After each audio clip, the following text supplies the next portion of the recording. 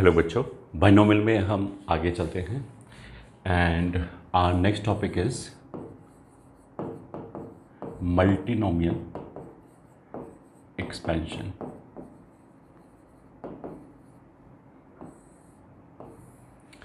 Multinomial expansion का मतलब क्या है? बाइनोमियल में तो जैसे दो टर्म है x प्लस वाई या a प्लस बी, मल्टीनोमियल में दो से ज़्यादा टर्म हो गए। तो जैसे फॉर एग्जांपल 3 ले लिए। तो first point, in the expansion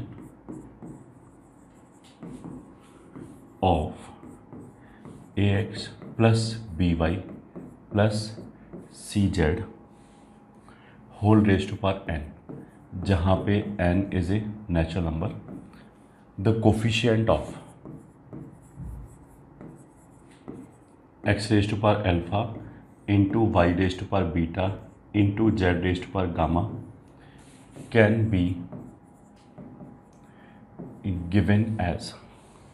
ठीक है, बेसिकली हम क्या बात करें, अगर हम x प्लस वाई रेस्ट पर n को एक्सपेंड करें, दो ही टर्म है x एंड y, तो x प्लस वाई रेस्ट पर n को एक्सपेंड करें तो जो कोफिशिएंट्स आएंगे उसके वो बाइनोमियल कोफिशिएंट आएंगे NC0, NC1, NC2 ऐसे करके। पहला चीज़। दूसरा, x और y की पावर का सम। ठीक है, x एंड y की पावर का सम। मान लिया अगर मैंने x प्लस वाई रेस्ट पर n लिया तो ये ऐसे आएगा NC0 x रेस्ट पर n, NC1 x रेस्ट पर n minus one into y, NC2 x raised पर n minus two into y square plus and so on, ऐसे चलता जाएगा। और लास्ट में आ गया NCn x रेस्ट पर n। बीच में मान लिया मैंने बोला कि NC10 तो x रेस्ट पर n minus 10 into y raised पर 10, ऐसे आएगा। तो इसमें क्या है कि किसी भी टर्म में x और y की पावर का जो सम है वो हमेशा n ही आएगा। ये ठीक है, इन दोनों को भी जोड़ लो वो n ही आएगा। अब अगर मैं ये पूछूं कि इसमें x रेस्ट पर n इंटू वाई रेस्ट पर 2 इसका कोफिशिएंट क्या है, तो ये टर्म तो आएगा ही नहीं, क्योंकि इसमें पावर का सम n ही नहीं है। तो जो भी टर्म नहीं आता है, ये ठीक है, जो टर्म पॉसिबल नहीं आना, उसको हम ये बोलेंगे इसका कोफिशिएंट 0 है, तभी ये दिख नहीं रहा। ठीक है। और अगर मैं बोलूँ कि x रेस्ट पर n minus 10 into y raised पर 10 इसका कोफिशिएंट क्या है, तो वो ये है NC10, इसके साथ ये लिखा हुआ है। तो NC10 क्या हो गया, बाइनोमियल कोफिशिएंट हो गया। ठीक है। अब इसी तरह की बात हम करेंगे यहाँ पे। ठीक है, तो x रेस्ट पर अल्फा इंटू वाई रेस्ट पर बीटा इंटू जेड रेस्ट पर गामा, इसका कोफिशिएंट क्या होगा। तो अगेन दो चीज़, अगर alpha plus beta plus gamma मतलब जो पावर का सम है अगर वो n है तब तो वो टर्म आएगा, वरना वो नहीं आएगा। तो in the expansion of this can be given as a part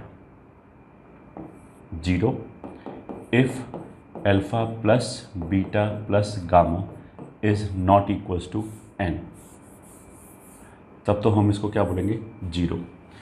and b part, अगर alpha plus beta plus gamma n हो गया तब तो ये टर्म आएगा। एंड आने के बाद, अच्छा, alpha plus beta plus gamma n हो गया, उसका मतलब ये कि अल्फा बीटा गामा भी होल नंबर होना चाहिए। मतलब ऐसे भी n नहीं होना चाहिए कि x का वैल्यू -2 ले लें और बीटा n+2 हो जाए, ऐसा भी नहीं चलेगा। मतलब 1/x का टर्म थोड़ा जनरेट हो जाएगा। तो x y z whole number ही हो सकते हैं, मतलब या तो 0 हो या फिर पॉजिटिव इंटीजर। तो अगर होल नंबर हैं ये, ठीक है, गिवन एज, चलो यहीं लिख ही देते हैं, where alpha beta gamma are whole numbers, then only then it will be equals to, देखो, n factorial upon alpha factorial beta factorial gamma factorial. अब तुम इसको ऐसे देख सकते हो, अगर मैं तुमसे पूछूं कि x प्लस वाई रेस्ट पर n में एक्स स्क्वायर वाई रेस्ट पर n माइनस 2 इसका कोफिशिएंट क्या है, तो पहले तो हम क्या देखेंगे कि इन दोनों का सम n है क्या। आंसर इज़ हाँ है, तो उसका मतलब क्या आएगा। और फिर उसके बाद हम NC2 लिख सकते हैं। NC2 लिखो या NCn-2 लिखो, दोनों की बात है, बोथ विल बी अवेलेबल। इसको अगर मैं ओपन करके लिखूँ तो वो ऐसे आ जाएगा n factorial 2 factorial n-2 factorial. मतलब ये जो भी पावर है वो तो ऊपर फैक्टोरियल आ गया, और x की पावर 2 है तो वो 2 फैक्टोरियल नीचे आ गया, y पे पावर n-2 है तो वो n-2 फैक्टोरियल नीचे आ गया। ये हो जाएगा कोफिशिएंट। ठीक है, अब अगर मान लें यहाँ पे 3x लिखा होता तो जब एक्स स्क्वायर आएगा उस बात का मतलब क्या है कि इस पे स्क्वायर आ रहा है तो फिर साथ में एक 3 स्क्वायर भी आएगा, तो फिर कोफिशिएंट ये हो जाता। अब यही एग्जैक्टली यहाँ पे लिखा है। तो अगर मेरे को x पे पावर अल्फा, y पे पावर बीटा और z पे पावर गामा चाहिए तो ऊपर तो हमने n फैक्टोरियल लिख लिया और नीचे इन तीनों का फैक्टोरियल लिख लिया, alpha factorial, beta factorial, gamma factorial. जैसे यहाँ पे हमने इन दोनों का फैक्टोरियल लिखा था। फिर अगेन जब x पे पावर अल्फा आया होगा तो इस पूरे टर्म पे पावर अल्फा आया होगा। ठीक है, X raise to power alpha, Y raise to power beta और Z raise to power gamma के कोफिशिएंट का मतलब क्या है कि इसको हटा के साथ में जो भी आ जाए वो पूरा कोफिशिएंट। तो जिस टर्म में x पे पावर अल्फा आएगा उसमें तो पूरे इस टर्म ax पे पावर अल्फा आया होगा तो साथ में a raise to power alpha भी बचेगा, b raise to power beta भी बचेगा and c raise to power gamma भी बचेगा। ये ठीक है, ये कब होगा? If alpha plus beta plus gamma is n। ठीक है, अब इसका प्रूफ हम बेसिकली बाइनोमियल से, सॉरी परमुटेशन कॉम्बिनेशन से दे सकते हैं, तो वो अभी हम जाएंगे नहीं, बस अभी तो तुमने ऐसे ही याद कर लिया।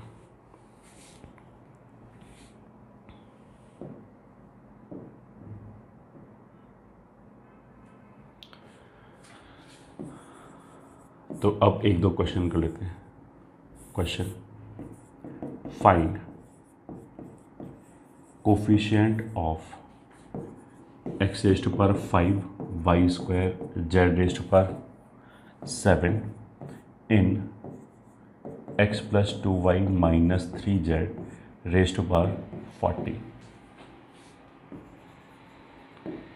सोल्यूशन, तो 5 और 2 7 एंड 7 14 आएगा, हाँ आएगा। तो फिर रिक्वायर्ड कोफिशिएंट इक्वल्स टू, इसका फैक्टोरियल ऊपर 14 फैक्टोरियल और इनके फैक्टोरियल 5 फैक्टोरियल, 2 फैक्टोरियल, 7 फैक्टोरियल नीचे। x पे अगर 5 आएगा तो यहाँ पे x के साथ कुछ नहीं है, कोई दिक्कत नहीं है। y पे अगर 2 आएगा तो यहाँ पे 2 का भी स्क्वायर आना चाहिए। z पे अगर 7 आएगा तो -3 रेज टू पावर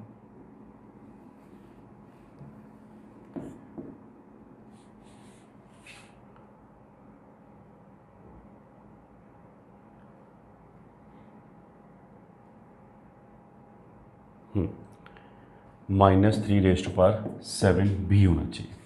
तो बस यही आंसर हो गया।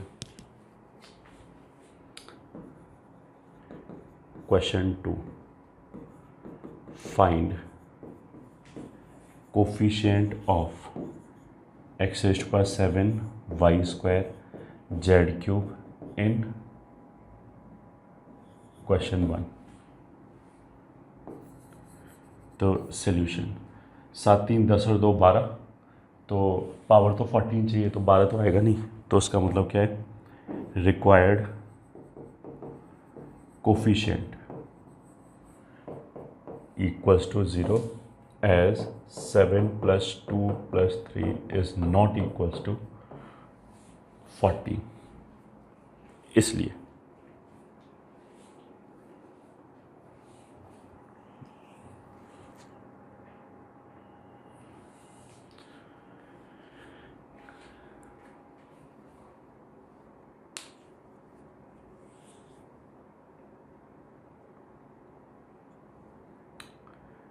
ये आ गया। अब आगे चलते हैं।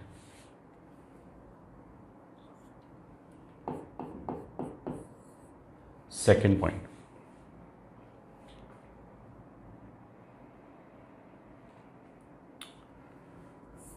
या अभी और क्वेश्चन लिख रहे।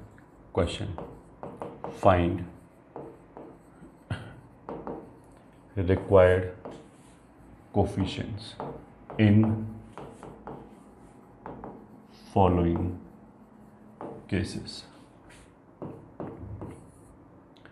First part, 3 minus 4x plus 5y raised to power 20 in this coefficient of x raised to power 7 y raised to power 10. तो solution required coefficient equals to, देखो 7 + 10 कितना हो गया 17. तीसरा टर्म इसमें कांस्टेंट है तो तीसरा वेरिएबल ही नहीं है, तो हम क्या करेंगे, बचा हुआ पावर इस पे चला जाना चाहिए. मतलब अगर ऐसे लिखा है 3 - 4x + 5y raised to power 20, y पे हमें पावर 10 चाहिए, x पे पावर 7 चाहिए, तो इस पे भी पावर 3 आना चाहिए, तब जाके टोटल 20 पावर होगा. तो कोफिशिएंट एक तो यह आ जाएगा 20 factorial, 3 factorial, 7 factorial, 10 factorial into फिर 3 raised to power 3 - 4 raised to power 7 5 raised to power 10, इतना आंसर आ जाएगा. ठीक है. Second part, in 3 + 4x + 7x³ raised to power 15 coefficient of x raised to power 5. फिर solution 3 + 4x + 7x³ raised to power 50.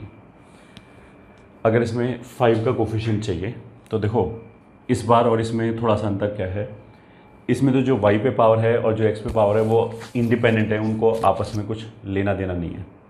इस वाले case में क्या है कि इसके x की पावर और इसके x की पावर ऐड होगी और ऐड होने के बाद टोटल हमें 5 चाहिए. तो हम इसको ऐसे चालू कर सकते हैं कि इसकी 0 पावर से चालू किया. अगर मान लिया इस वाले टर्म पे पावर 0 है और मेरे को x रेज़्ड टू पावर 5 चाहिए, तो पूरा 5 पावर इस पे आना चाहिए, और अगर 5 पावर इस पे आ रहा है तो 10 इस पे आना चाहिए, क्योंकि तीनों का सम टोटल 15 होना चाहिए. तो एक तो अगर इस तरह का हमने पावर लिया तो वहाँ से हमें x रेज़्ड टू पावर 5 मिल जाएगा. दूसरा क्या है, इस पे अब मैंने एक पावर बढ़ाया, इस पे पावर अगर 1 है तो 3 पावर तो ऑलरेडी आ गया और मेरे को टोटल 5 चाहिए, तो यहाँ से 2 और ले सकते हैं. तो 3 2 5 पावर हो जाएगा, इसका स्क्वायर करने से x² आ जाएगा, इसकी पावर 1 करने से x³ आ जाएगा. 2 और 1 3 अगर इधर है तो इधर 12 हो जाएगा, क्योंकि टोटल सम तो 15 होना चाहिए. ठीक है. अगर इस पे पावर 2 लिया तो इसी पे पावर 6 हो जाएगा, तो इस पे पावर कुछ भी लो कभी भी x रेज़्ड टू पावर 5 नहीं बनेगा, हमेशा x रेज़्ड टू पावर 6 से ज़्यादा ही आएगा. तो बस यही 2 पॉसिबिलिटीज़ हैं. अब इन दोनों पॉसिबिलिटीज़ का मतलब क्या है कि जैसे इसको अगर मैंने ओपन किया तो खूब सारे टर्म्स आएंगे, उसमें एक बार जब इस पे ये पावर लिया, इस पे ये पावर लिया, इस पे ये पावर लिया, तो x रेज़्ड टू पावर 5 बनेगा, उसके साथ कुछ कोफिशिएंट लिखा होगा. फिर अगर हमने पावर का कॉम्बिनेशन ये लिया तो उसके साथ भी x रेज़्ड टू पावर 5 बना होगा, उसमें भी कुछ लिखा होगा. तो अगर मैं इन दोनों टर्म्स में से x raised to power 5 common ले लूँ तो जो पहला कोफिशिएंट है इसके साथ जो आ रहा होगा एंड जो दूसरा कोफिशिएंट है वो आपस में ऐड हो जाएगा. तो ऐड होके जो कोफिशिएंट आएगा वो हमारा नेट कोफिशिएंट होगा. तो इसलिए इस वाले केस में हम क्या बोलेंगे, रिक्वायर्ड कोफिशिएंट बराबर न्यूमरेटर में 15 फैक्टोरियल अपॉन पहले वाले की तरफ से कितना आ जाएगा 10 फैक्टोरियल 5 फैक्टोरियल. 0 फैक्टोरियल 1 होता है तो वो हम नहीं लिखें तो भी चलेगा, into 3 raised to power 10 4 raised to power 5 7 raised to power 0. ये तो हो गया पहले वाले की वजह से, प्लस हमने बोला दूसरे का भी कोफिशिएंट ऐड हो जाएगा, वो कितना हो जाएगा 15 factorial upon 12 factorial 2 factorial 1 factorial into 3 raised to power 12 4 raised to power 2 and 7 raised to power 1. ये आंसर आ जाएगा. This will be the required answer.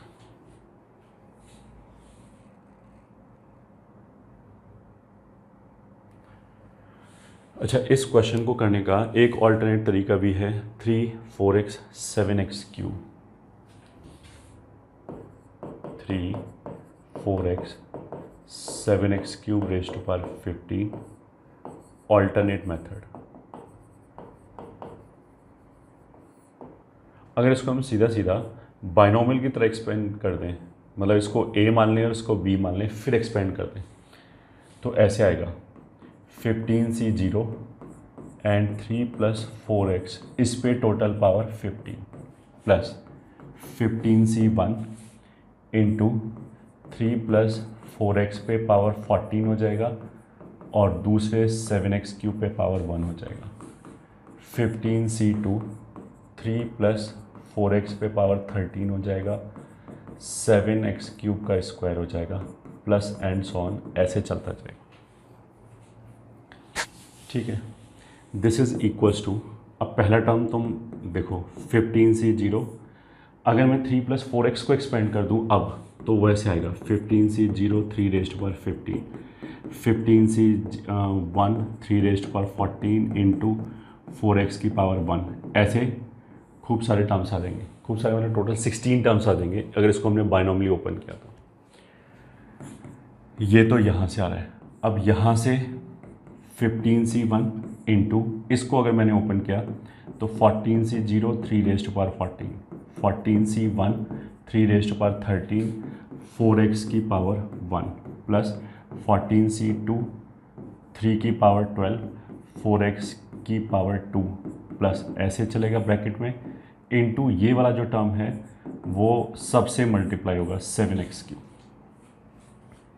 Plus एक और लिख लेते हैं 15c 2, इस पे पावर 13 हो गया तो 13c 0 3⁻13, 13c 1 3⁻12 इंटू 4x की पावर 1 प्लस 13c 2 3 की पावर 11, 4x की power 2 plus and so on, और इसमें 7² इंटू x⁻6 सबसे मल्टीप्लाई होगा प्लस एंड सो ऑन। ये हो गया, मतलब एक्सपेंशन के अंदर एक और एक्सपेंशन हो गया। इन सारे टर्म्स को मल्टीप्लाई करके हमें अल्टीमेटली क्या चाहिए, x⁻5। ठीक है, तो अब तुम देख लो coefficient of x⁻5 equals to, इसमें जैसे 3⁻15 से चालू हुआ तो ये वाला टर्म कहाँ तक जाएगा, लास्ट में x⁻15 तक, तो बीच में एक टर्म x⁻5 वाला भी आएगा। ठीक है, वो कब आएगा, मतलब अब बाकी सबको छोड़ दो, केवल इसी पे कॉन्सेंट्रेट करो कि यहाँ से x⁻5 वाला टर्म ढूंढेंगे, फिर हम यहाँ से x⁻5 वाला टर्म ढूंढेंगे, फिर इसमें एंड सो ऑन, ऐसे करेंगे। तो इसमें अगर हमने x⁻5 वाला टर्म ढूंढा तो यहाँ तो x की पावर 0, फिर 1, फिर 2, फिर 3, फिर 4, फिर 5 आएगा।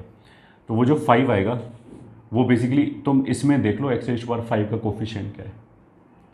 तो इसमें x⁻5 जब आएगा तो 5 पावर इस पे होगा, 10 पावर इस पे होगा, तो वो हो जाएगा 15c 5 लिखो, भले ही 10 लिखो, 3⁻10 एंड 4�5, 5 पावर इस पे, 10 पावर इस पे, ये हो गया। तो यहाँ पे x⁻5 के साथ इतना लिखा होगा, और वो टर्म जब इससे मल्टीप्लाई होगा तो एक 15c 0 और आएगा। मतलब अगर मैं इन दोनों टर्म्स को मल्टीप्लाई करूं तो देखो, एक बाइनोमियल कोफिशिएंट, दूसरा बाइनोमियल कोफिशिएंट, और एक 3 की पावर, एक 4 की पावर, ये आएगा x के साथ, तो यहाँ पे वही आ रहा है। ठीक है, इसका काम खत्म। अब हमने इसमें ढूंढा x⁻5। इसमें क्या है कि ये 3 + 4x⁻14 का एक्सपेंशन लिखा हुआ है, तो यहाँ टोटल 15 टर्म होंगे, क्योंकि n+1 नंबर ऑफ टर्म्स होता है। वो सारे 15 terms will get multiplied with this 7x³। तो हर टर्म में पावर 3 बढ़ जाएगा। तो अगर मेरे को x⁻5 चाहिए तो मेरे को ये एंड ये मल्टीप्लाई करना पड़ेगा, तभी x² यहाँ से आएगा, x³ यहाँ से आएगा, मिल के x⁻5 हो जाएगा। तो इन दोनों को मल्टीप्लाई करने के बाद जो भी x का टर्म आया उसको तो छोड़ दिया, उसके साथ जो बच गया वो कोफिशिएंट हो गया। तो क्या क्या साथ बचेगा, यहाँ से आएगा 15c 1 इंटू यहाँ से आएगा 14c 2 इंटू 3⁻12 इंटू 4⁻2 इंटू एक यहाँ से 7, इतना नेट साथ में आएगा। ठीक है, इनके अलावा और किसी टर्म में भी x⁻5 नहीं आएगा। इधर जाएंगे, इधर वाले टर्म को कंसीडर करेंगे, कम पावर आएगा, इसके आगे जाएंगे तो पावर x⁻5 से ज़्यादा हो जाएगा, तो इसमें कोई टर्म नहीं आएगा। अब तीसरे टर्म में आ गए इसमें क्या है, ये जो एक्सपेंशन है वो 3 + 4x रेज़्ड टू पावर 13 का है।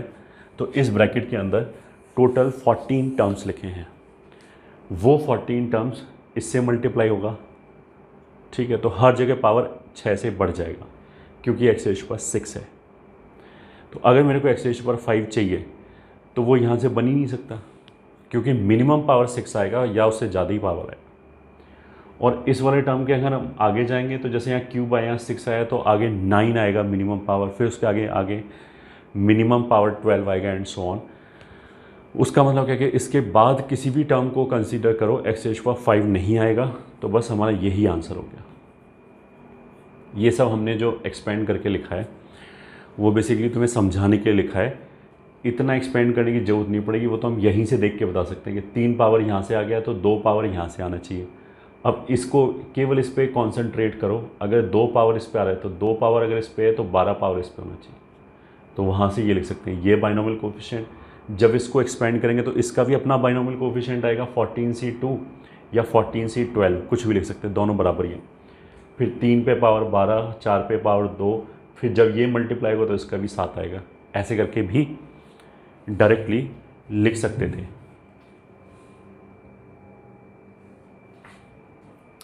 ठीक है, ये हमारा हो गया alternate method.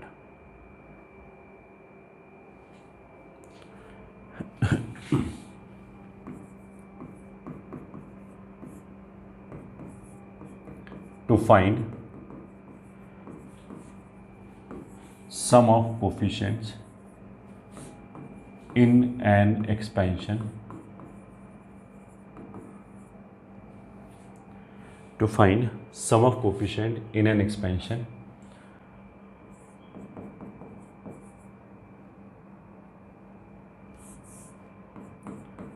put all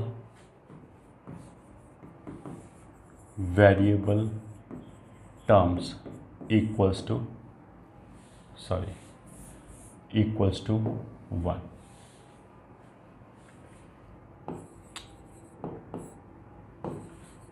Let 3 + 4x + 7 x square raised to power 35 equals to a0 + a1x + a2x square plus and so on a70 x raised to power 70। इसमें हाईएस्ट पावर 70 ही आ सकता है।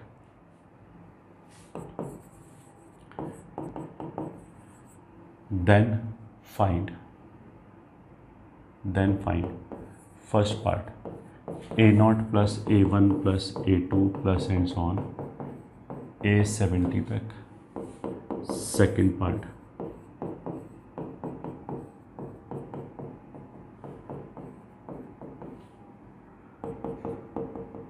third part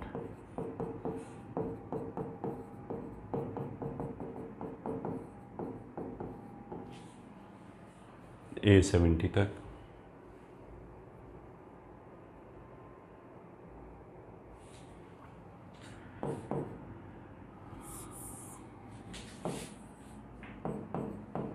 fourth power a0, fifth power a70, sixth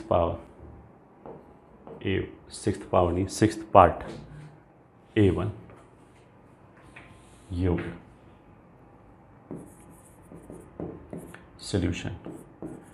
3 + 4x + 7x square raised to power 35 a0 + a1x + a2x square plus and so on a70 x raised to power 70। मान लिया ये लिखा है। इसमें हमने क्या किया, a0 a1 a2 a3 ये सब बेसिकली कोफिशिएंट है। तो ये जो फर्स्ट लिखा हुआ है ये तो सिंपली सम ऑफ कोफिशिएंट्स लिखा है।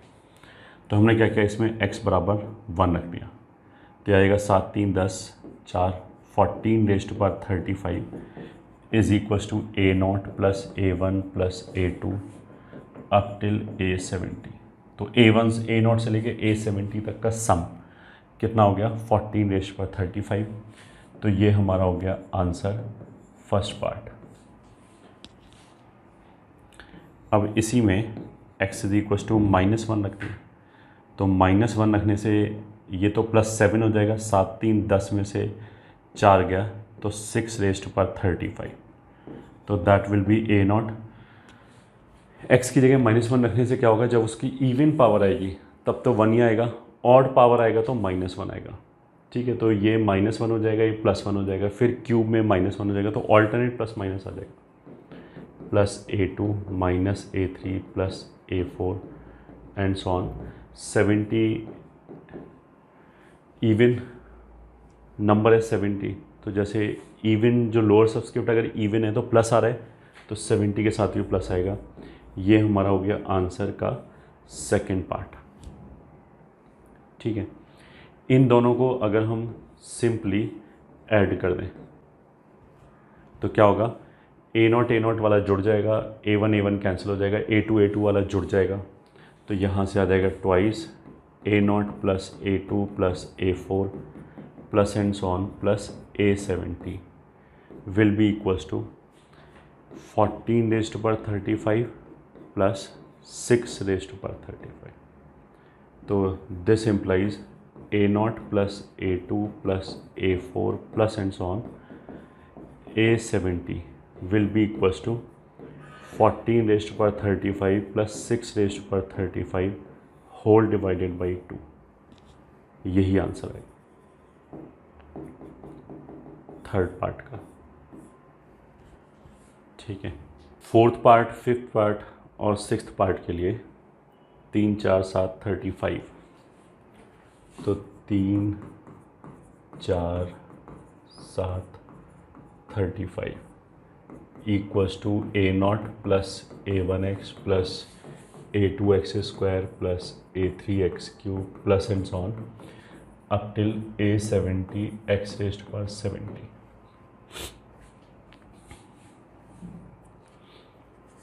ठीक है, इसमें एक तो हम ऐसे कर सकते हैं कि x = 0 रख दिया, तो यहाँ से आ जाएगा 3⁻35 इक्वल्स टू a0, और जिनमें आगे में सब जगह पे जो x आ रहा है वो 0 रखने से ख़त्म हो गया, तो बस यही वैल्यू आ गई, a0 = 3⁻35। ठीक है, a1 निकालने के लिए देखो एक तरीका तो ये है कि हमने क्या किया, पहले इसको डिफ्रेंशिएट कर दिया दोनों तरफ। ठीक है, इतना डिफ्रेंशिएशन आई होप सभी को आता होगा। अगर हम लेफ्ट हैंड साइड पे डिफ्रेंशिएट करें तो वो ऐसा आ जाएगा 35 3 + 4x + 7x² 34 इंटू, अब अंदर वाले को भी डिफ्रेंशिएट करेंगे चेन रूल से, तो ये आ जाएगा 4 + 14x, ये आ जाएगा equals to, right hand side पे डिफ्रेंशिएट किया तो 2a2x 3a3x² plus and so on plus 70 a70 x⁻70। ये आ गया डिफ्रेंशिएशन करने के बाद। अब अगर इसमें मैं x = 0 रख दूं तो यह आ जाएगा 35, ये 0 से ख़त्म हो गया, 3⁻34, यहाँ से 4, और राइट हैंड साइड से a1 आएगा, बाकी सभी में x है तो बाकी सब ख़त्म, तो बस ये a1 की वैल्यू आ गई। ये ठीक है, ये तो आंसर आ गया फोर्थ पार्ट, ये आंसर आ गया फिफ्थ पार्ट, सॉरी फिफ्थ नहीं सिक्स्थ पार्ट का आंसर आ गया। ये हो गया। ठीक है, इसमें अगर हमने x की जगह 1/x रखा तो ऐसे आ जाएगा 3 + 4/x + 7/x² ⁻35 equals to a0 + a1/x + a2/x² plus and so on a70/x⁻70। ये आ जाएगा। अब देखो इसमें अगर हमने LCM लिया तो ये ऐसे आ जाएगा 3x² + 4x + 7 upon x square raise to power 35 equals to a naught. अगर इसमें भी हम एलसीएम ले लें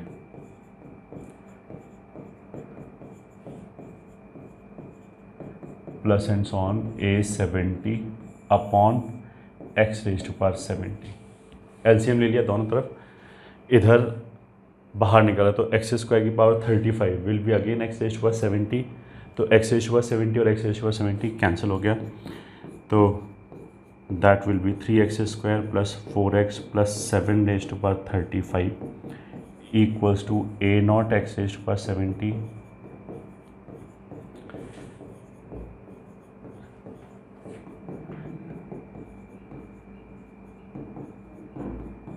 A70। ये हो गया। फिफ्थ पार्ट में हमें A70 चाहिए था, तो अब हमने क्या किया, अब इसमें x बराबर 0 रख दिया। अच्छा, ये जो एक्सप्रेशन लिखा हुआ है A0 A1 A2 ये तो फिक्स्ड नंबर होंगे, कुछ भी नंबर हो गया, कैलकुलेट करके कुछ ना कुछ आ जाएगा, तो ये तो कांस्टेंट्स हैं, ठीक है, इसमें कोई वेरिएबल जैसी चीज़ नहीं है। जब हमने ये लिखा है दैट मीन्स अगर मैं इस वाले ब्रैकेट को इसी ब्रैकेट से 35 टाइम्स मल्टीप्लाई करके ओपन कर दें और फिर जिनकी पावर सेम है उन टर्म्स को कलेक्ट कर लें, तो ये वाला एक्सपेंशन आ जाएगा। इसको इस बात से कोई मतलब नहीं कि ये कहाँ से आ रहा है, ये दोनों साइड बराबर है, ठीक है। एक्स की जगह 1 रखोगे तो दोनों तरफ से बराबर वैल्यू आएगा, 2 रखोगे बराबर वैल्यू आएगा, 2.5 रखोगे बराबर वैल्यू आएगा। मतलब तुम तो इसको ऐसे देखो कि अगर मैंने लिखा 1 प्लस एक्स का होल स्क्वायर तो that will be 1 plus 2x plus x square, ये होगा। अब ये दोनों एक ही चीज़ लिखी हुई है, इसमें x की वैल्यू कुछ भी रखो दोनों तरफ से बराबर चीज़ आएगी, एग्जैक्टली वही चीज़ यहाँ पे लिखा हुआ है, ठीक है। तो अगर मैंने x बराबर 0 रखा है तो कोई दिक्कत नहीं है। अब ये बताया क्यों मैंने, क्यों बोला ऐसे, क्योंकि कुछ बच्चों को लगेगा यहाँ तो हमने x की जगह 1/x रखा, फिर बोलेंगे वो 0 कैसे रख दिया। ये हम कोई इक्वेशन थोड़ा ना सॉल्व कर रहे हैं, ये तो आइडेंटिटी है, ये तो मतलब फॉर्मूला है कि लेफ्ट हैंड साइड और राइट हैंड साइड हमेशा बराबर है। तो ऐसे ही ये भी आइडेंटिटी है, इसको इस बात से कोई फर्क नहीं पड़ता कि कहाँ से आ रहा है, ठीक है। तो अगर x बराबर 0 रखा तो सॉरी x बराबर 0 नहीं, अच्छा 0 तो रखने की ज़रूरत ही नहीं पड़ेगी, x बराबर 1 रखा तो 7 रेज टू पावर सॉरी 0 ही रखेंगे। कौन सा पार्ट सॉल्व कर रहे हैं जिसमें हमें A70 चाहिए, तो x बराबर 0 रखा तो ये 0 7 रेज टू पावर 35, ये सारे टर्म 0 हो जाएंगे जिसमें भी x है, बस A70 बचेगा। तो यही हमारा आंसर हो गया, आंसर फिफ्थ पार्ट।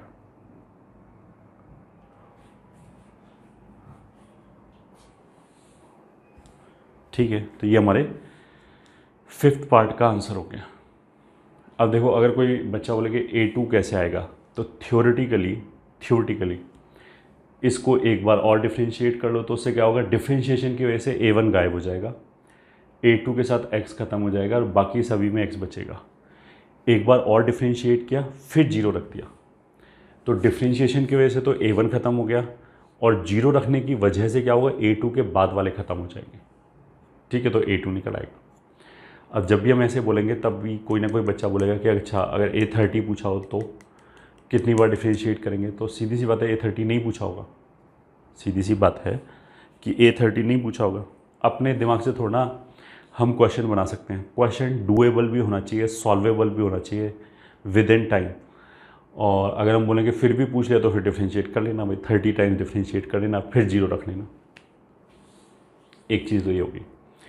दूसरा चीज़ मतलब हाँ, ये जो x is equal to 1/x है, x की जगह 1/x रखने का मतलब क्या है कि हम सीरीज़ को पलट सकते हैं। इसका मतलब क्या है कि यहाँ पे जैसे ये सीरीज़ लिखा था, x की जगह 1/x रखने से क्या हो गया, ये जो नया वाला सीरीज़ है इसमें देखो पावर पलट गया। पहले A0 A1 के साथ x था, A2 के साथ x स्क्वायर था, लास्ट में 70 था, इसमें पहले 70 आ गया, फिर एक एक पावर कम होते हुए लास्ट में 1 हो गया। तो कभी भी अगर हमें ऐसे एल्जेब्राइक एक्सपेंशन लिखा हो और हमें अगर टर्म्स को पलटना हो, ठीक है, तो x की जगह 1/x रख के सिंप्लीफाई कर सकते हैं, ठीक है। दूसरा, ये जो कोफिशिएंट्स हैं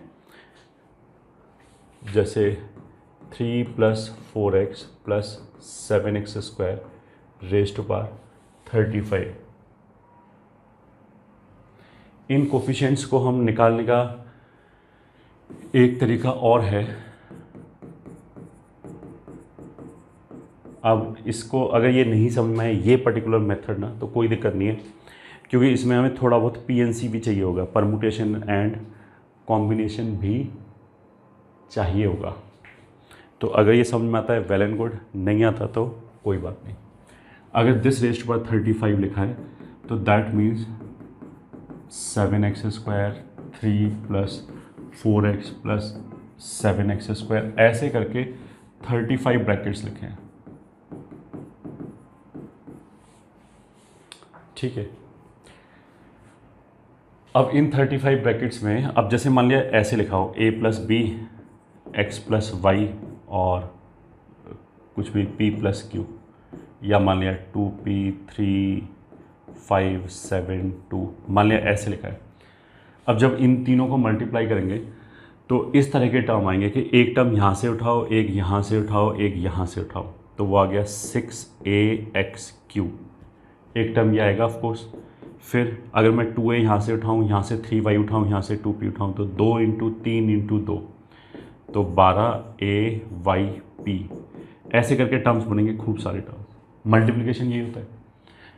वैसे यहाँ पे होगा कि यहाँ से एक टर्म निकाला, यहाँ से एक टर्म निकाला, जैसे हमने बोला ना यहाँ से इन तीनों को निकाल के मल्टीप्लाई किया तो एक टर्म आ जाएगा। फिर दोबारा यहाँ के लिए हमने क्या किया, इसको और इसको मल्टीप्लाई किया तो दूसरा टर्म हो गया। तो बहुत सारे कॉम्बिनेशन बन जाएंगे, तो बहुत सारे टर्म्स आ जाएंगे। यहाँ पे भी ऐसे ही कर सकते हैं, बस इन दोनों में अंतर क्या है कि यहाँ पे अगर हमने डिफरेंट कॉम्बिनेशन निकाले तो डिफरेंट टर्म्स बनेंगे, कभी भी सेम नहीं बनेगा। ठीक है। जैसे ax³ जो बनाए वो केवल ऐसे ही बन सकता है जब यहाँ से a, यहाँ से x और यहाँ से q लिखें, और कहीं है ही नहीं अवेलेबल। तो ये तो थोड़ा सा ईजी है। इस वाले केस में क्या है, जो हमारा क्वेश्चन है कि हमने यहाँ से कुछ निकाला, यहाँ से कुछ निकाला, यहाँ से ऐसे ही 70 ब्रैकेट्स से कुछ निकाला, उनको मल्टीप्लाई किया। तो अगर उनको मल्टीप्लाई किया तो फिर एक टर्म बन जाएगा। बट इसमें क्या होगा, बहुत सारे टर्म एक जैसे बनेंगे, तो उनको मिला के लिखना पड़ेगा। ठीक है। अब तुम देखो, अगर मेरे को चाहिए कांस्टेंट टर्म, मतलब जो a0 था, तो मतलब एक भी x नहीं आना चाहिए, तो हम हर जगह से 3 3 निकाल के मल्टीप्लाई करेंगे। तो 3 3 3 3 70 ब्रैकेट से निकाला तो 3 रेज़ टू पावर 70 हो जाएगा।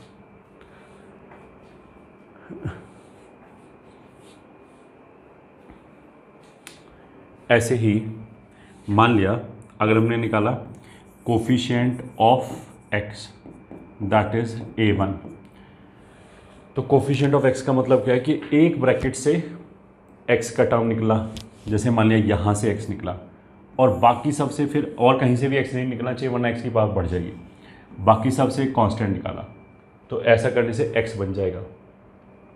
ठीक है। बट ऐसा भी हो सकता है x यहाँ की बजाय यहाँ से लें और फिर बाकी सब से कांस्टेंट निकालें, ऐसे करके तो भी x बन जाएगा, तो बिल्कुल बन जाएगा। तो इसमें क्या होगा, अगर मैंने x यहाँ से लिया और बाकी सबसे कांस्टेंट निकाला तो इसका अपना कोफिशिएंट 4 साथ में आएगा, बाकी सब का कांस्टेंट 3 रेज़ टू पावर 69 आएगा। और यही टर्म जब आएगा जब मैंने इस ब्रैकेट से लिया, फिर यही टर्म एक बार और आएगा जब x हमने यहाँ से निकाला, बाकी सबसे कांस्टेंट। उसका मतलब क्या है, x वाला ब्रैकेट सेलेक्ट करने के हमारे पास कितने ऑप्शन हैं, 70, क्योंकि 70 ब्रैकेट्स हैं, तो ये वाला टर्म 70 टाइम्स आएगा। एक बार तो जब यहाँ से x निकाला ये आ गया, फिर जब यहाँ से x निकाला फिर ये आ गया, फिर यहाँ से x बाकी सबसे कांस्टेंट फिर ये आ गया, तो इंटू 70, इसलिए ये ऐसे आंसर आएगा। ठीक है। अगर मैंने बोला कोफिशिएंट ऑफ x² a2, तो x² बनाने के देखो दो तरीके हैं। एक तो हम यहाँ से x² निकालें, बाकी सबसे कांस्टेंट। ठीक है। तो वो कितना आएगा, a2 को दो तरीके से, मतलब x² को दो तरीके से बनाया जा सकता है। एक तो एक जगह से x² लिया, बाकी सब जगह से कांस्टेंट, या फिर दो जगह से x लिया और बाकी सब जगह से कांस्टेंट। यही दो तरीके हैं x² बनाने का। इसमें देखो परमुटेशन एंड कॉम्बिनेशन का यूज़ होगा। अगर तुम्हें परमुटेशन कॉम्बिनेशन बिल्कुल नहीं आता तो ये वाला मेथड छोड़ दो, कोई दिक्कत नहीं है। आगे जब परमुटेशन कॉम्बिनेशन पढ़ोगे उसके बाद you will be able to understand it. अगर हमने एक जगह से एक्स स्क्वायर निकाला तो कौन सी जगह से, 70 ब्रैकेट है, सॉरी 35 ब्रैकेट है, तो 35C1 तरीके से हमने एक ब्रैकेट सेलेक्ट किया, वहाँ से एक्स स्क्वायर निकलेगा। जब एक्स स्क्वायर निकालेंगे तो साथ में 7 निकलेगा, बाकी सब जगह से कांस्टेंट, तो 3 रेज़ टू पावर, अच्छा यहाँ पे भी हमने क्या गड़बड़ किया, ये भी क्या गड़बड़ किया, constant term, they are total 35 brackets, तो 35 ब्रैकेट का मतलब क्या, ये 35 हो गया और ये क्या हो जाएगा, x एक जगह से 4 निकाला और 3 रेज़ टू पावर 34 हो जाएगा। हाँ, और जिस जगह से x निकाला ऐसे 35 ऑप्शन है, मतलब 70 ब्रैकेट नहीं है, 35 ब्रैकेट्स हैं। हाँ, तो ये आएगा। A2 निकालने के लिए 35 ब्रैकेट से 35 ब्रैकेट में से एक ब्रैकेट सेलेक्ट किया, उसके तरीके ये हो गया, एक एक्स स्क्वायर निकाला, बचे हुए ब्रैकेट से कांस्टेंट निकाला, या फिर दो ब्रैकेट से 35C2 से हमने दो ब्रैकेट सेलेक्ट किए, वहाँ दो ब्रैकेटों से हमने क्या निकाला, x, तो साथ में आ जाएगा 4x², और बाकी सभी 33 ब्रैकेट से निकाला कांस्टेंट टर्म, तो ये आंसर आ जाएगा। तो ऐसे करके भी हम x² x³ और ये सब कोफिशिएंट निकाल सकते हैं आराम से। अगर x⁻70 का कोफिशिएंट चाहिए तो x⁻70 is basically maximum possible power जो हम यहाँ से निकाल सकते हैं। तो अगर मैं बोलूँ कि कोफिशिएंट ऑफ x⁻70, तो that will B A70। Her bracket से मैं x² निकालना पड़ेगा, तभी 35 ब्रैकेट से x⁻70 बनेगा। ठीक है, तो हर ब्रैकेट से x² निकालने का मतलब क्या है, 7⁻35, यही आंसर हो जाएगा। ठीक है, एंड सो ऑन, ऐसे निकाल सकते हैं। तो ये क्वेश्चन हो गया। अब आगे चलते हैं। Note 2, let x1, x2, x3 and so on up till xr are different variables, then the number of distinct terms in the expansion of x1 plus x2 plus x3 plus and so on up till xr whole raised to power n, where r comma n of course दोनों natural number हैं, will be equals to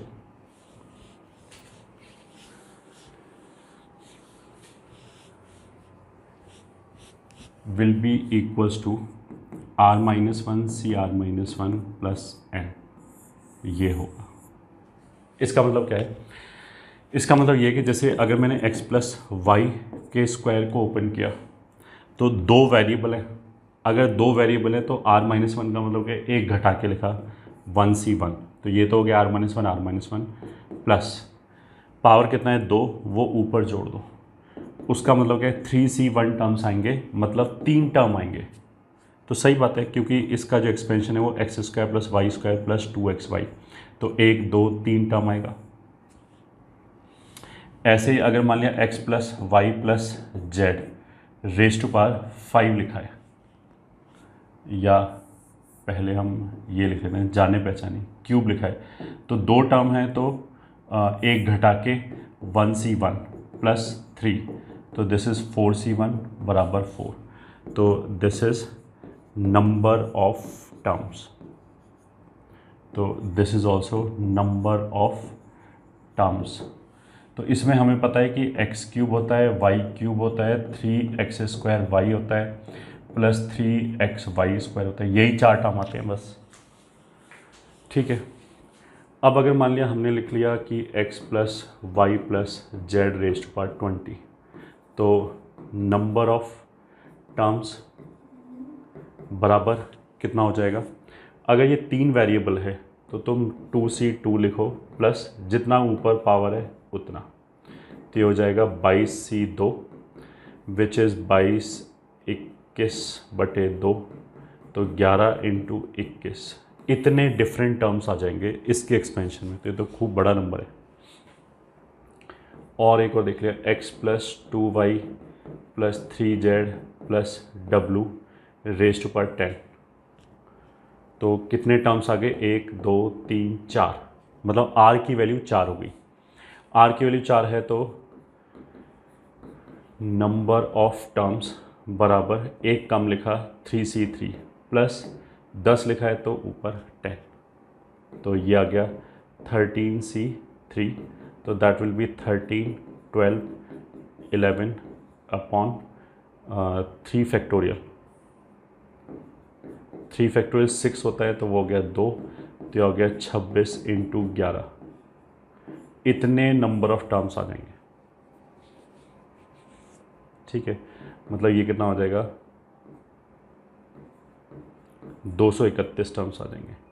ऐसे यहाँ पे total कितना हो जाएगा?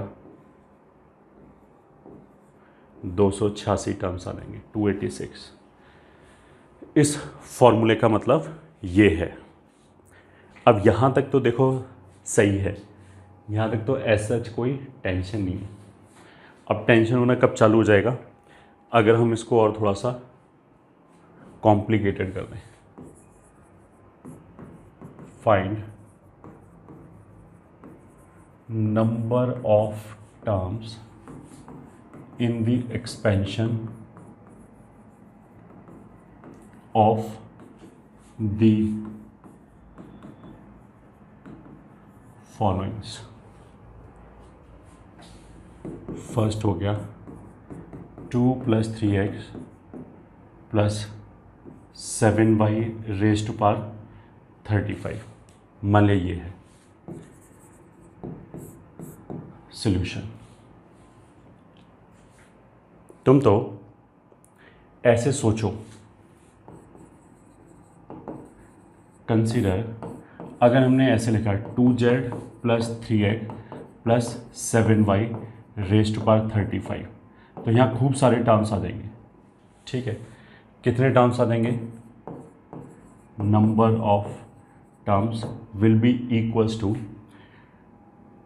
1 2 3, तो 2c2 plus 35 power है तो 35, तो ये हो गया 37c2। इतने टर्म्स आ जाएंगे।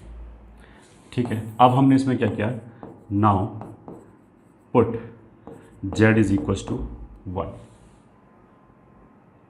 ठीक है, अब इसमें देखो कोई भी यहाँ पे एक जनरल टर्म कुछ ऐसे लिखा होगा कि कुछ भी कोफिशिएंट लिखा है, मान लिया k, फिर x की पावर अल्फ़ा, y की पावर बीटा, z की power gamma plus and so on, ऐसे लिखा होगा। अब देखो अगर मैंने z1 रखा तो ये वाला पार्ट चला गया, ये पार्ट ख़त्म हो गया। अब मेरे को ये देखना है कि देखो नंबर ऑफ टर्म इससे ज़्यादा तो हो ही नहीं सकते, इससे ज़्यादा तो हो ही नहीं सकता कि z की मैंने 1 रखी तो टर्म एक्स्ट्रा थोड़ा आ जाएगा, कोई कम हो सकते हैं अगर 2 टर्म एक साथ मिल जाएं। ये ठीक है। अब 2 टर्म एक साथ मिलने का मतलब क्या है कि पहले तो वो डिस्टिंक्ट टर्म्स थे, तभी उनको हमने अलग अलग काउंट किया था, और अब दोनों में z बराबर 1 रखने पे दोनों सेम टर्म हो गए। ठीक है, तो दोनों सेम टर्म होने का मतलब क्या है कि उस टर्म में जो x और y की पावर है वो भी अल्फ़ा बीटा होना चाहिए, तभी ये और वो सेम टर्म बनेगा। ठीक है, but alpha plus beta plus gamma 35 होना चाहिए। तो अगर उसमें भी x और y की पावर अल्फ़ा और बीटा है तो z पे पावर उसमें भी गामा बचा, तो ये टर्म और ये टर्म डिस्टिंक्ट हो ही नहीं सकता। मतलब कहने का मतलब क्या है कि ऐसा नहीं हो सकता कि जब तक z लिखा है तब तक तो डिस्टिंक्ट लिखा है और z बराबर 1 रखने पे वो सेम बन जाए। तो वो जब ही पॉसिबल है जब x और y की पावर तो सेम आ जाए दोनों टर्म्स में और z की पावर डिफरेंट हो जाए। तभी वो दो डिस्टिंक्ट टर्म की तरह लिखा होगा, तभी वो सेपरेटली काउंट इसमें हो रहा होगा, और z बराबर 1 रखने पे वो सेपरेटली काउंट नहीं होगा। बट ऐसा हो ही नहीं सकता, क्योंकि अगर x और y में सेम पावर है तो बाई डिफ़ॉल्ट z में सेम पावर ही बचा, मतलब 35 माइनस अल्फ़ा माइनस बीटा यही बचा दोनों जगह। तो वो पहले से ही, अगर वो सेम टर्म लिखा हो तो पहले से ही मिला के लिखा होगा, वो सेपरेटली लिखा ही नहीं होगा। उसका मतलब क्या है कि इस पर्टिकुलर एग्जाम्पल में z बराबर 1 रखने से कोई भी दो टर्म सेम नहीं बन सकता, तो आंसर यही रहेगा। Now put z is equal to 1, number of terms will remain 37C2 as no two separate terms in above expansion will become same after putting z is equals to 1, after putting z is equal to 1। ठीक है, तो इसलिए इस वाले case में यही answer आएगा। तो number of terms in the expansion of this ये आ गया। ये तो हो गया पहला। अब दूसरा 2 + 3x + 4x² raise to power मान लिया 40। आंसर, अगर 2 + 3x + 4x² raise to power 40, इसमें देखो हम ऊपर वाला फॉर्मूला लगा नहीं सकते, ये वाला फॉर्मूला नहीं लगा सकते, क्योंकि इसमें बहुत सारे कॉम्बिनेशन ऐसे हैं। जैसे मान लिया x रेज टू पावर 4 हो गया, तो x रेज टू पावर 4 इन पे डिफरेंट पावर के कॉम्बिनेशन से बन जाएगा। जैसे मैंने 4 यहाँ पे ले लिया, 0 यहाँ पे ले लिया, 36 यहाँ पे ले लिया, तो भी 4 आ जाएगा पावर। 2 यहाँ पे ले लिया, 0 यहाँ पे ले लिया, 38 यहाँ पे ले लिया, तो भी बन जाएगा। 1 यहाँ पे ले लिया, 2 यहाँ पे ले लिया, 37 यहाँ पे ले लिया, तो भी बन जाएगा। अब ये तो 4 के लिए इतने तरीके हो गए कि अलग अलग पावर के कॉम्बिनेशन से सेम पावर बनना है नेट x का, तो ऐसे 6 की भी बन जाएगा। तो बहुत सारे टर्म्स कोलैप्स हो जाएंगे ये, ठीक है। इसमें जैसे सारे टर्म्स अलग अलग लिखे होंगे डिस्टिंक्ट टर्म, इसमें ऐसा नहीं होगा, तो इसको हम डायरेक्टली ये वाला फॉर्मूला यूज़ नहीं कर सकते। ये तो फॉर श्योर हो गया, ठीक है। तो फिर इसमें कौन सा फॉर्मूला यूज़ करेंगे? इसमें ये देखेंगे कि x का मिनिमम पावर क्या है। मिनिमम पावर x का हो जाएगा 0, और वो जो अभी हमने बताया था कि अगर सारा पावर पहले टर्म पे आ जाए, 2 पे सारी पावर आ जाए, तो पावर कितना हो जाएगा, अगर सारी पावर इस पे आ जाए तो एक टर्म बन जाएगा जिसमें x बिल्कुल नहीं आएगा, x रेज पर 0 आ जाएगी। सारी पावर अगर 40 वाली पावर इस पे आ जाए तो फिर 2 × 40 मतलब 80 बन जाएगा। तो उसका मतलब क्या है कि x रेज पर 0 से x रेज पर 80 तक जा सकते हैं। x रेज पर 0 से x रेज पर 80 तक। अब 0 से 80 तक जाने में क्या है, टोटल 81 टर्म्स हो गए, ठीक है।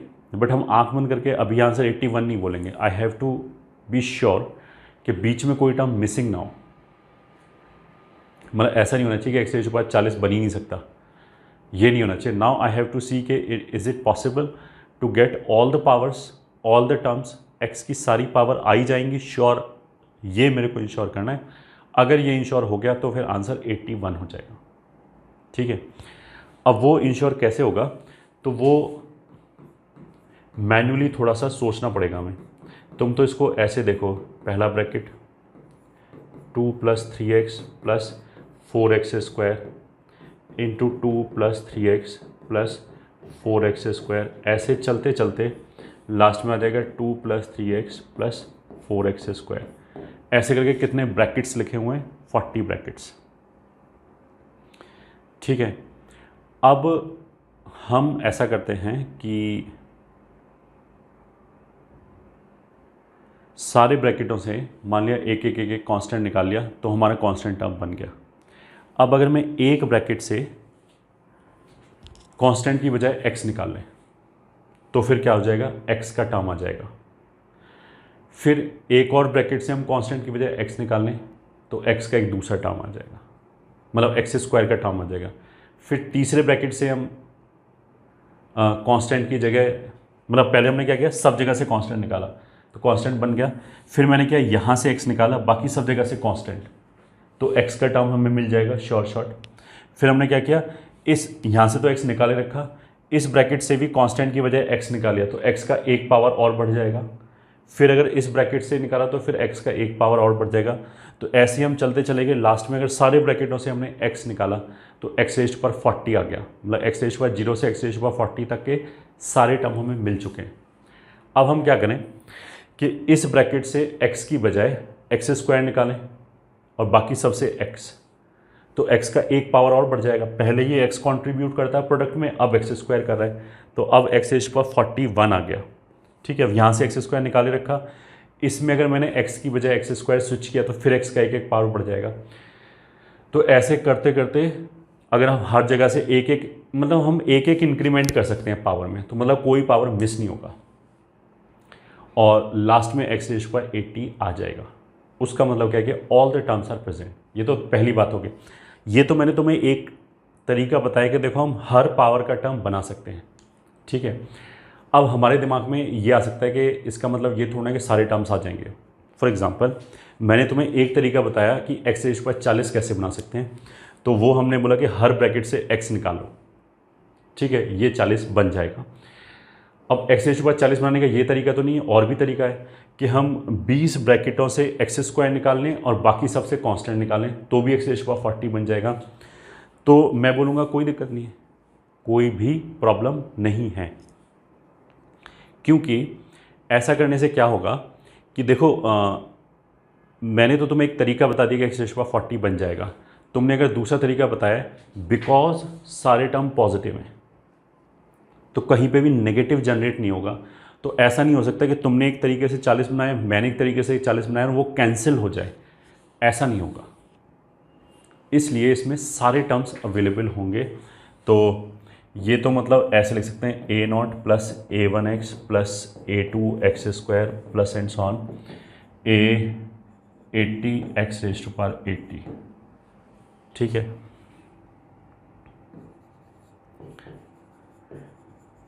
we can verify that none of the coefficient ai's for I is equals to 0, 1, 2 up till 80 will be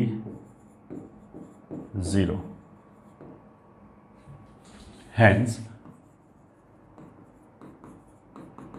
total number of terms बराबर 81। अब देखो ये समझने में थोड़ा सा दिमाग पे हमें जोर डालना पड़ेगा कि कोई टर्म मिसिंग क्यों नहीं होगा। उसी का हमने तुम्हें एक वे आउट करके बताया कि हम कैसे बना सकते हैं। एक एक टर्म को बना के बताया हमने कि देखो एक एक टर्म बन जाएगा। ठीक है, ये था सेकंड पार्ट।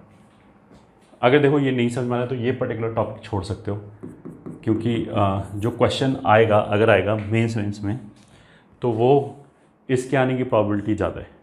मतलब ये सीधा सीधा क्वेश्चन आ गया, अपना मेंस का काम चल गया। ये ठीक है, ये जो क्वेश्चन है ये कॉम्प्लिकेटेड क्वेश्चन है, इसमें थोड़ा सा और दिमाग खर्च होगा। अब जो क्वेश्चन वो और कॉम्प्लिकेटेड है। मान लिया हमने लिखा है 2 + 3x plus 7x raised to power, मान लिया 6 होल रेज़्ड टू पावर 20, ये हो गया। अच्छा, इसमें जब मैंने ये लिखा तो हमने क्या बोला कि टोटल नंबर ऑफ टर्म्स 81 हो गया। फिर हमने ये मतलब हमने क्लेम किया कि none of the coefficient will be 0। तो ऐसा बोलने पे एक बच्चा ऐसे बोल सकता है कि क्या फ़र्क पड़ता है, अगर कोई कोफिशिएंट 0 हो गया तो हम उसको भी काउंट कर सकते हैं। हम यही बोल सकते हैं वो वाला टर्म है, बस कोफिशिएंट 0 है इसका। अगर ये होगा तो फिर क्वेश्चन गड़बड़ हो जाएगा, फिर तो इसमें इन्फाइनाइट टर्म्स आ गए। फिर तो हम 80 पे ही क्यों रुकेंगे, फिर तो 0 × x रेज़्ड टू पावर 81 भी लिख सकते हैं, 0 × x रेज़्ड टू पावर 82 भी लिख सकते हो, तो सीधा इन्फाइनाइट टर्म्स हो गया। फिर इस क्वेश्चन का कोई मतलब नहीं बचा। उसका मतलब क्या है कि व्हेन ही इज़ आस्किंग कि कितने टर्म्स हैं, तो उसका मतलब क्या है कि कितने नॉन जीरो कोफिशिएंट्स वाले टर्म्स हैं, यही पूछा जा रहा है। अदरवाइज क्वेश्चन का कोई मीनिंग ही नहीं है। अब देखो ये वाला क्वेश्चन आ गया, इसमें constant term a0, a1x and so on up till A120 x raise to power 120 बनेगा, ठीक है। बट इसमें आंसर 121 नहीं आएगा, ठीक है। क्यों नहीं आएगा? ऐसे तुम सोचो, 2 + 3x + 7x क्यूब, 2, 3 और 7, इसका कोई सिग्निफिकेंस नहीं है ये, ठीक है। रेज़ टू पावर 20 का मतलब क्या है कि ये जो ब्रैकेट है 2 + 3x + 7x raise to power 6, 2 + 3x + 7x raise to power 6 and so on, 2 + 3x + 7x raise to power 6, ये 20 टाइम्स लिखा है ब्रैकेट, ठीक है। तो अब हम ये देखेंगे कि x रेज़ टू पावर 20 मतलब x रेज़ टू पावर 120 बना सकते हैं क्या? तो आंसर इज़ हाँ, बना सकते हैं। कैसे बना सकते हैं?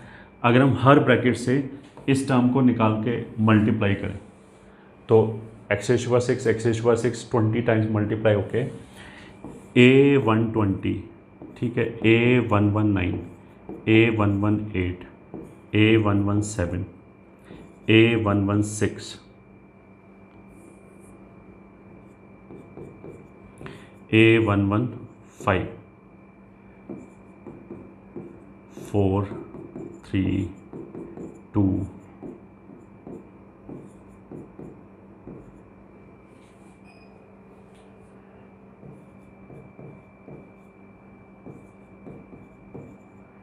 अभी समझ में आ जाएगा कि हम क्यों लिख रहे हैं।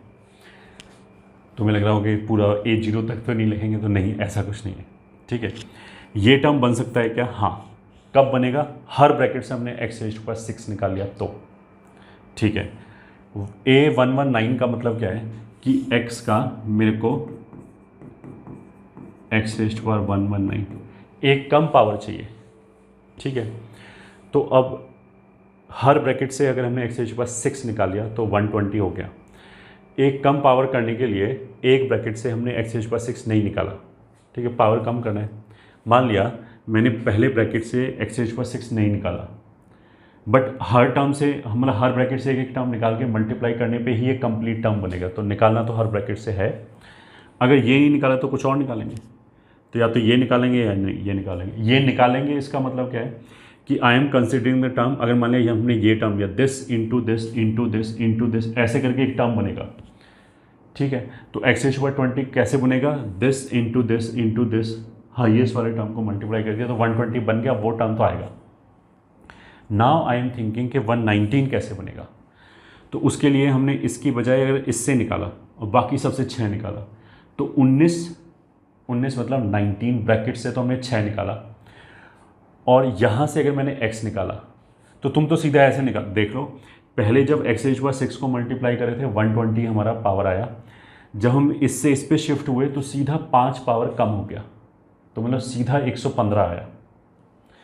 तो 119, 118, 117, 116 बन ही नहीं सकता ये, ठीक है। ये वाले टर्म्स बन ही नहीं सकते क्योंकि 118 निकालने के लिए तुम ये देख लो, हाईएस्ट से मेरे को 2 पावर कम चाहिए। अब केवल 2 पावर कम चाहिए, तो अगर मैंने 2 ब्रैकेटों से x रेज़ टू पावर 6 नहीं निकाला तो सीधा 12 पावर कम हो गया। अगर हमने एक ब्रैकेट से x रेज़ टू पावर 6 नहीं निकाला तो 6 पावर कम हो गया। अब इस ब्रैकेट से अगर मैं ये निकालूं तो 6 पावर कम रहेगा, मतलब 114 हो जाएगा। ये निकालें तो 115 आएगा। तो उसका मतलब क्या है कि 19, 18, 17, 16 ये बन ही नहीं सकता, ठीक है। तो ये 115 बन जाएगा। हाँ, कैसे बन जाएगा? अगर हम इसकी बजाय ये निकालें तो नेट 5 पावर कम हो जाएगा, तो 120 की बजाय 115 आएगा, ठीक है। फिर ये वाला टर्म बनेगा क्या? तो आंसर इज़ हाँ, ये वाला बन जाएगा। ये कैसे बन जाएगा? 19 ब्रैकेटों से तो हम 6 निकालें और एक ब्रैकेट से कांस्टेंट निकाल लें तो ये बन जाएगा, ठीक है। 1114 बन जाएगा। अब इसी में आगे 113 कैसे आएगा? 113 के लिए मेरे को नेट कितनी पावर कम करना है? मैक्सिमम 20 है तो 7 पावर कम करना है, ठीक है। तो 7 पावर हम कम कैसे कर सकते हैं? उसके लिए एक ब्रैकेट से तो हेल्प नहीं ले सकते क्योंकि एक ब्रैकेट से मैक्सिमम 6 पावर कम कर सकते हैं। तो हमने क्या किया, यहाँ से 18 ब्रैकेट्स ले लिए, ठीक है, 18 ब्रैकेट्स ले लिए, मतलब 120 में से 12 कम हो गया, 108 आ गया, 108 पावर इधर से आ गया। अब मेरे को कितना चाहिए, 113 चाहिए, तो कितना पावर और एक्स्ट्रा चाहिए मेरे को, 5 और एक्स्ट्रा चाहिए। तो 5 इन दोनों ब्रैकेटों से मिला के कैसे बनेगा, एक से भी 6 ले लिया, नहीं चलेगा, कहाँ, और मतलब इन दोनों में से किसी भी एक से 6 नहीं ले सकते, वरना तो सीधा पावर 6 बढ़ेगा। तो 108 के बाद अगर 113 तक जा तो 5 पावर इंक्रीज़ करना है। 5 पावर के लिए 6 ले नहीं सकते, तो मैक्सिमम 2 पावर इंक्रीज़ कर सकते हैं। तो ये नहीं बनेगा, ये नहीं बनेगा, नहीं बनेगा, ठीक है। 108 यहाँ तक पावर हो गया। उसके बाद इन दोनों से मैक्सिमम, मतलब 6 को लेना नहीं है, 6 को अगर लेना होता तो वो तो पहले 6 वाले ये सारे काउंट हो ही चुके हैं। इन दोनों से मैक्सिमम एक्स स्क्वायर बना सकते हैं, मतलब मैक्सिमम 10 बना सकते हैं जब दोनों से एक्स लिया। फिर अगर एक से कांस्टेंट और एक से एक्स लिया तो 9 बना सकते हैं। तो मतलब दीज 3 टर्म्स आर मिस्ड, ये बना ही नहीं सकते। अपनी तरफ से तुम सोच के देख लो कैसे बनाएंगे। फिर उसके बाद अगर इन दोनों से कांस्टेंट लिया तो 8 बनेगा। तो 7, 6, 5, 4, 3, 2, 1, 100, 99, 98, 97, 96, 95, 4 एंड सो। ये ठीक है। ऐसे अब तुम सोच रहे हो कब तक लिखेंगे, अगर तुम थोड़ा सा पैटर्न फॉलो करोगे तो तुम्हें ये लिखने की जरूरत ही नहीं पड़ेगी। मैं तो इसलिए लिख रहा हूँ ताकि तुम्हें समझ में आ सके। पहले एक सारे ब्रैकेटों से एक्स रेज़ टू पावर 6 लिया तो हाईएस्ट 120 आ गया। फिर एक ब्रैकेट से अगर मैंने एक्स रेज़ टू पावर 6 नहीं लिया तो उसके बाद कुछ भी ले लो, ये 4 मिस हो जाएंगे। फिर अगर हमने 2 ब्रैकेट से एक्स रेज़ टू पावर 6 नहीं लिया, कुछ भी ले लो, ये 3 मिस हो जाएंगे, ठीक है। फिर अगर हमने 3 ब्रैकेट से एक्स रेज़ टू पावर 6 नहीं लिया तो उसके बाद जो पावर बचेगा वो कितना बचेगा, 112 बचेगा, ठीक है, 102 बचेगा।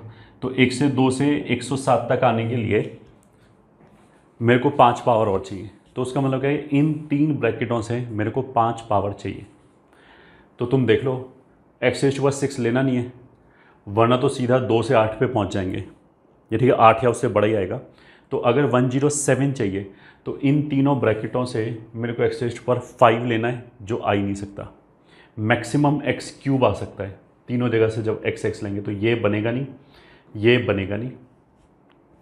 जब एक्स क्यूब लेंगे तो एक्स रेज़ टू पावर 5 आ जाएगा। फिर 2 जगह से एक जगह से कांस्टेंट, ये आ जाएगा।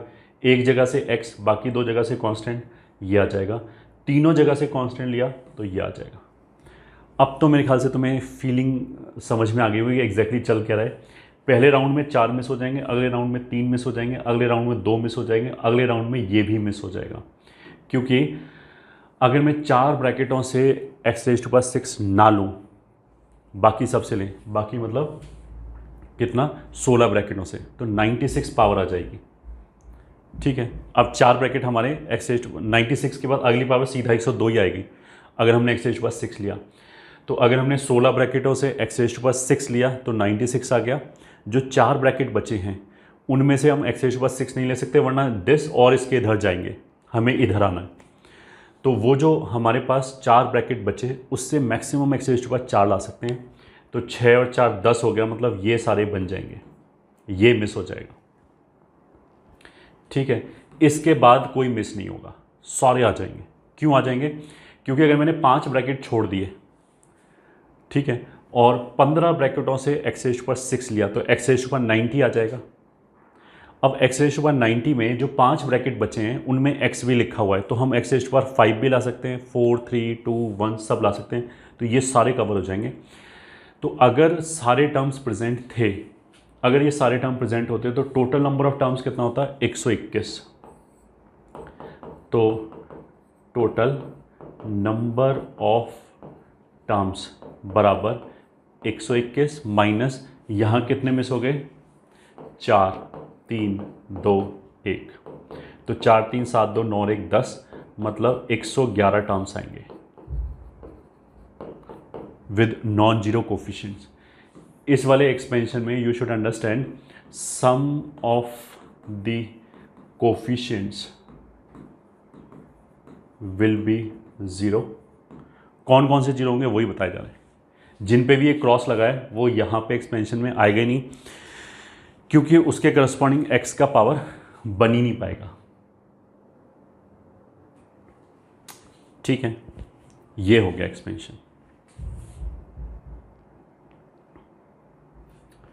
तो अब और आगे चलते हैं। ठीक है, अब ये कोफिशिएंट वगैरह ख़त्म हो गया। अब आगे चलते हैं binomial expansion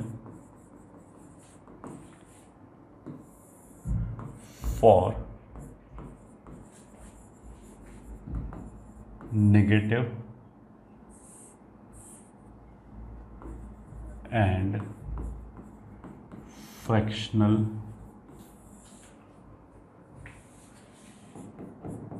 index. Negative and fractional index. तो 1 plus x raise to power n अगर लिखा है, ठीक है, अब इसमें एन जो है वो नेगेटिव नंबर हो तो भी चलेगा, फ्रैक्शन हो तो भी चलेगा। फ्रैक्शन का मतलब क्या, 1/5 हो तो भी चलेगा। तो उसको एक्सपेंड कैसे करेंगे वो बताया जा रहा है। इसके लिए देखो इनहेरेंट रिक्वायरमेंट क्या है कि इफ़ मॉड एक्स, ये जो एक्स है वो 1 से छोटा होना चाहिए। देन क्यों होना चाहिए, we are not going into it, we are not going into the proof. ठीक है, तो अभी तो बस हम यही समझेंगे कि है क्या। बस इस एक्सपेंशन को लिखने के लिए यहाँ देखो 1 ही होना चाहिए, ये 1 होना चाहिए, और जो 1 के साथ आगे लिखा हुआ है, मान लिया 3x लिखा हुआ है, तो पूरा जो 3x है उसका मैग्नीट्यूड 1 से छोटा होना चाहिए। ठीक है, ये रिक्वायरमेंट है। तो इसको हम एक्सपेंड ऐसे करेंगे, 1 plus n x plus n minus 1 upon factorial 2x² plus, अब यहाँ पे केवल n अपॉन फैक्टोरियल 1 लिख लो बोले। ठीक है, यहाँ एक n है तो नीचे 1 है, ऊपर 2 हो गए तो नीचे भी 2 फैक्टोरियल हो गया। अगले वाले में 3 आएंगे तो एक एक घटा के लिखा, n minus 1 n minus 2 upon 3 factorial into x³। फिर अगले वाले में बेसिकली क्या करेंगे, 4 लिखेंगे घटा घटा के। तो n minus 1 n minus 2 n minus 3 upon 4 factorial into x raise to power 4 plus and so on. ये ऐसे चलता चला जाएगा। ठीक है, कहाँ तक चलता चला जाएगा, इन्फिनिट तक, अगर n नेगेटिव हुआ या फ्रैक्शन हुआ तो। ठीक है, अब देखो कुछ बच्चों को ये लग रहा होगा कि ये जो हमने लिखा है n माइनस 1 अपॉन 2 फैक्टोरियल, ये तो बेसिकली NC2 है। तो बात आधी सच है आधी गलत है। क्यों, ये NC2 हम जब लिख सकते हैं जब n नेचुरल नंबर हो, बट अभी हम किस चीज़ की बात कर रहे हैं, फ्रैक्शन या नेगेटिव दोनों चलेगा। अगर मान लिया n का वैल्यू 1/7 हो जाए तो इसको हम ऐसे थोड़ा लिख सकते हैं 1/7C2, इसीलिए हमने वैसे नहीं लिखा। ये बेसिकली जो एक्सपेंशन है, ये तो तुम ऐसे मान लो कि ये कोई नया एक्सपेंशन नहीं है, ये तो हमारा जो बाइनोमियल एक्सपेंशन होता है उसी में हमने NC1 को n लिख दिया, NC2 को n माइनस 1/2 इस फॉर्मेट में लिख दिया, क्योंकि NCR वाले फॉर्मेट में नहीं लिख सकते।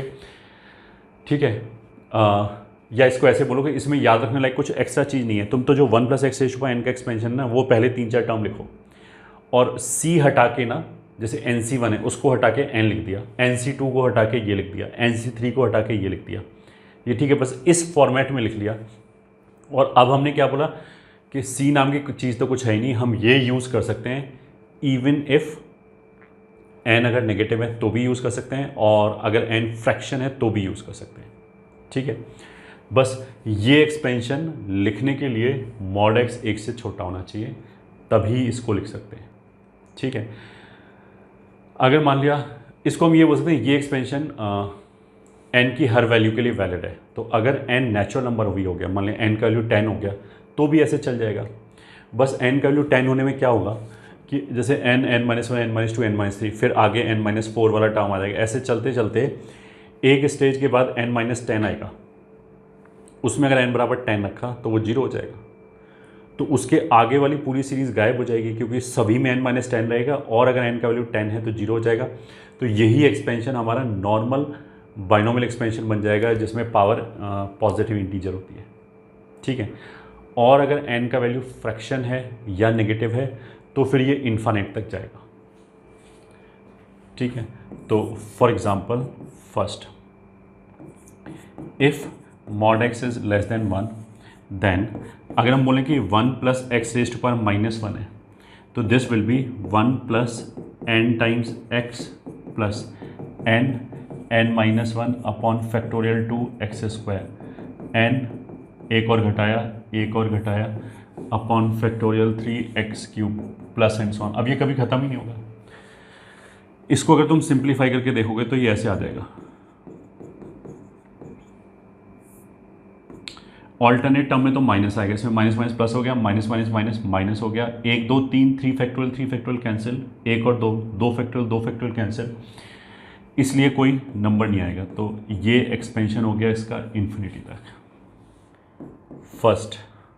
सेकंड, अगर हम लिखें 1 minus x raise to power -1 तो ये ऐसे हो जाएगा, -1 इंटू माइनस एक्स हो गया, plus -1 -2 upon 2 factorial into minus X का स्क्वायर हो गया, -1 मतलब यही लिख रहे हैं n-1 n-2 अपॉन 3 फैक्टोरियल, और x की जगह -x रखेंगे इन्फिनिटी तक। इसमें क्या हो गया, इसमें बेसिकली सारे टर्म प्लस में हो जाएंगे। जब x में से माइनस आएगा तो ही बाहर माइनस बच रहा होगा, जब ये आपस में ख़त्म हो गया तो ये भी इवन पावर की वजह से माइनस ख़त्म हो गया। तो 1 plus x² plus x³ plus x⁴ plus and so on up till infinity तक, ये हो गया, ठीक है। और थर्ड एग्जांपल ले लिया, 1 minus x⁴ -2, 1 plus nx plus n-1 upon factorial 2 minus X का square, n-1 n-2 upon factorial 3 into minus X का cube plus and so on up till infinity. इसको सिंप्लीफाई करोगे तो ये कितना हो जाएगा, 1 plus 2x plus 3x² plus 4x³ plus and so on. ये ऐसे एक्सपेंशन आते हैं सभी के लिए। मॉड x 1 से छोटा, ये हमने पहले ही बोल दिया, ठीक है। फोर्थ पावर, मान लिया हमने लिखा 1 plus x raise to power 3/7, तो 1 plus n times x plus n-1 upon factorial 2 times x का स्क्वायर, फिर n-1 n-2 upon factorial 3x का cube plus and so on. ये भी इन्फिनिटी तक जाएगा, ये कभी ख़त्म ही नहीं होगा। So this is 1 plus 3/7x minus ये हो जाएगा 3/7 इंटू 4/7 अपॉन 2x², ठीक है। इसमें ये हो जाएगा 3/7, फिर ये हो जाएगा 4/7 और 11/7 अपॉन 3 फैक्टोरियल, और माइनस माइनस फिर प्लस हो जाएगा x³ एंड ऐसे जाएगा ये इन्फिनिटी। ये हमारा एक्सपेंशन हो गया, ठीक है। और एक पार्ट ले लिया, 1 plus x upon 5 raise to power 13/6। तो अब देखो उसने बोला कि मॉड x 1 से छोटा है, x मतलब मॉड x 1 से छोटा है, तो उसको अगर हमने 5 से डिवाइड किया तो वो फिर भी 1 से छोटा ही रहेगा। तो उसका मतलब क्या है कि इसमें भी हम सीधा सीधा वही फॉर्मूला यूज़ कर सकते हैं। तो 1 प्लस n टाइम्स x ये हो गया, प्लस n-1, इसमें से एक घटाएंगे तो कितना हो जाएगा, 7/6 अपॉन फैक्टोरियल 2 x अपॉन 5 का होल स्क्वायर, प्लस n-1, फिर n-2 upon factorial 3 x upon 5 का क्यूब प्लस एक और लिख लिया n-1 n-2 -5/6 upon 4 factorial x upon 5⁴ plus and so on. ये भी ख़त्म नहीं होगा, ये भी कहाँ तक जाएगा, इन्फिनिटी तक।